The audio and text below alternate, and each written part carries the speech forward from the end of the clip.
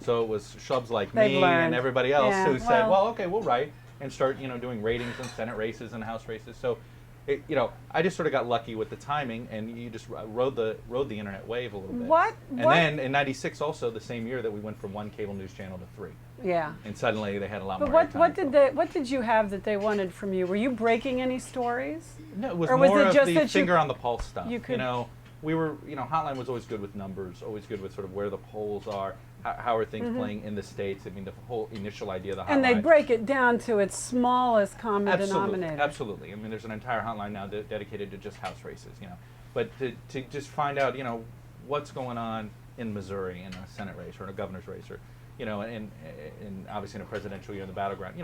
Look, 92 and 96 were sort of dream years for at the time for presidential politics, because you had this crazy man Ross Perot, right, who was spending all this money. He had executive experience, and that's right. He ran a U.S. company, right? The CEO. He was qualified. Take that, Carly Fiorina. And so you had this, So here we thought it just made where the numbers were confusing, and the old rules of politics of the '80s and the '70s were being thrown out, and demographics were changing, and Perot getting 10%, so it made everything sort of churn all the time, and then cable and the internet was given the gift of all gifts, Monica Lewinsky, and then from there I think it. Right. No, and I mean that as a news sense. It was a gift. And you it is ride what that, grew cable. And your career rides that line. The only thing about your career that's interesting is the way it loops back into old media. Old media. And then presumably you'll try to push the old media. Here's my job. I write for 3 platforms every day. At least. Whether it's broadcast television, cable television, right? The internet at msnbc.com. So I mean, look, I think we are the future.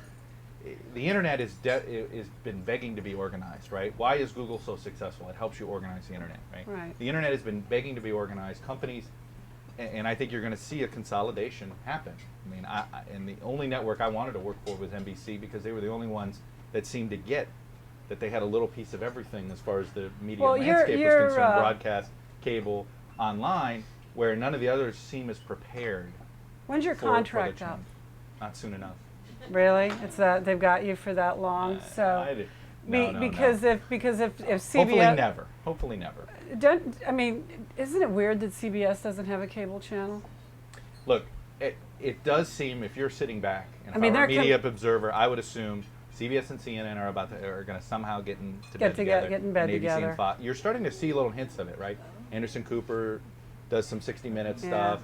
I noticed Neil Cavuto will pop up on Good Morning America. It would have to be so rough to be covering politics for a network like CBS and not have the outlet that... It's got to be frustrating for them. Because much of your career, you'd have to admit, your stardom, you would have to attribute to the opportunity you have to use all this information in so many different places. Absolutely, and that's why NBC was really the only platform. Are you buzzing and you need to check it? No, because I just turned it off. Somebody just...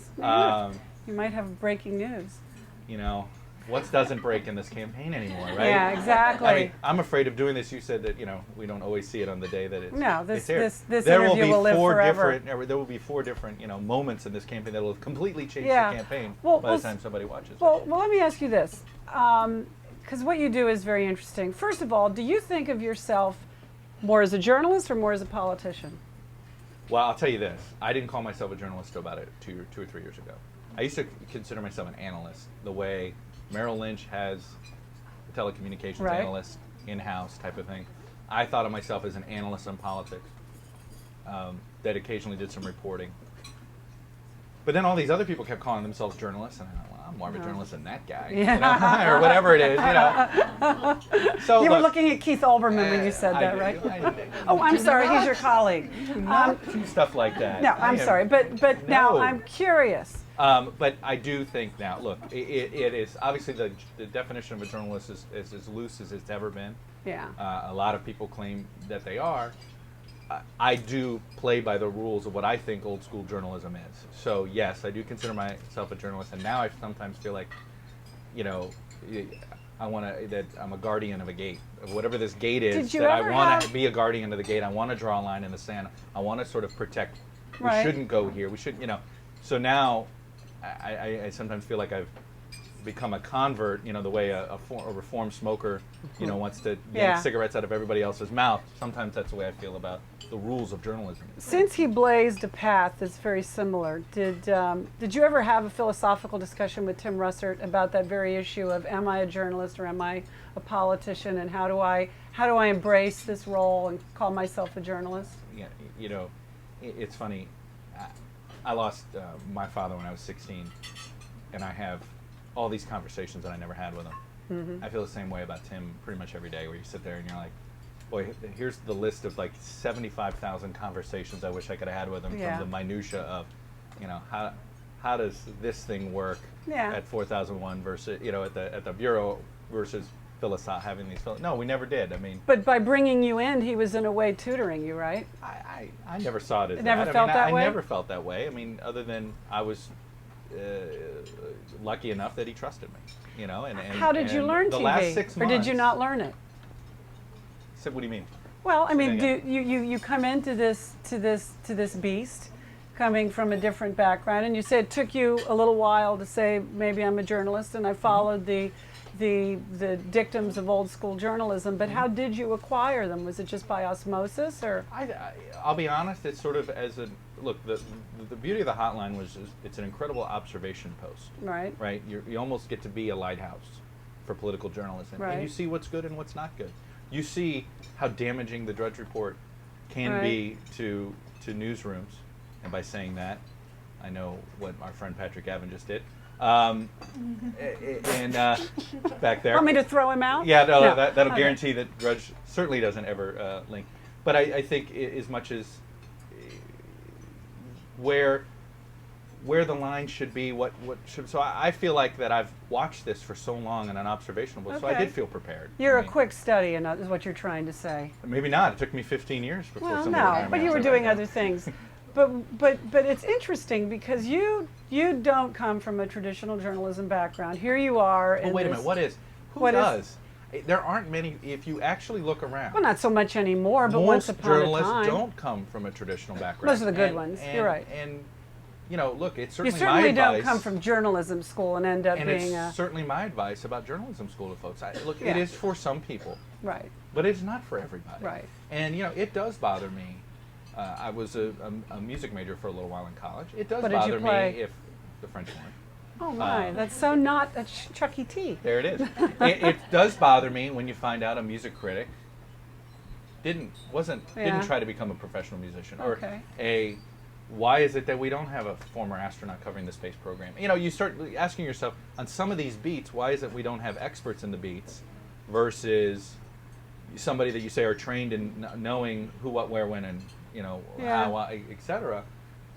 Trying to study and become an expert in that beat. So I guess I do come from the idea that I think, I was an obsessive political junkie starting from probably 13 years old.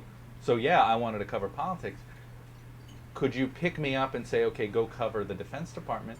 Sure, I think I could do an adequate job, but I don't think I That'd would do a probably good be job. the And I'd biggest rather news to you. but I'd rather I want somebody who Right. maybe was in the defense industry, Yeah. maybe was a Right. general, so you say to yourself, so that's why I think that, maybe more and more news organizations are seeing that, the best journalists, the best people for You certain achieve jobs a aren't certain- necessarily trained in journalism. What stands out about you, though, is that you achieve a certain kind of austere objectivity, which is in your line of work, since you're often in these panels of everybody opining, Okay. you're one of the few who's not.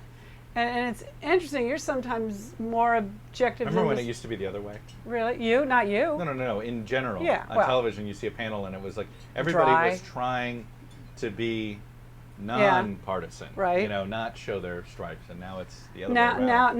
now at MSNBC, I they're didn't say- you they're didn't they're single out a network. administering Ativan after each I did show. not. You know, no, I did they have not it under endorse- control. I did not They endorse have it that under remark. control there at the moment, don't they?